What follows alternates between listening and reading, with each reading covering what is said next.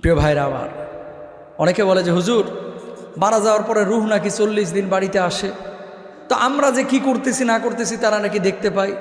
আবার কিছু মানুষ বলতেছে মোহতারাম বৃহস্পতিবার নাকি রুহ আসে, আবার কিছু লোক বলতেছে শুক্রবার নাকি রুহ আসে। আচ্ছা, রুহ যদি 40 দিন আপনার বাড়িতে আসে, 40 দিন নামাজ পড়লেন, এরপর আর পড়লেন না, আল্লাহ খুশি হবে না বেজার হবে? আসলে এই সমস্ত জিনিসগুলোই হচ্ছে বিভ্রান্তিকর কথা, এগুলো বিশ্বাস করা যাবে। রুহ কবজের সঙ্গে সঙ্গে আপনার এই রুহটা আপনার আসল বাড়িতে চলে যাবে। বাড়ি কোথায়? আলামে বারজাখ। বাড়ি কোথায় বলে না? কোথায়? আলামে বারজাখ। বলেন না আপনার বাড়ি উত্তরা, আপনার বাড়ি বনানী, আপনার আসল বাড়ি হচ্ছে আলামে বারজাখ। হয় এল্লিগিনে যাবেন অথবা সিজ্জিনে যাবেন। জান্নাতি হলে এক জায়গায়, জাহান্নামী হইলে আর এক জায়গায়।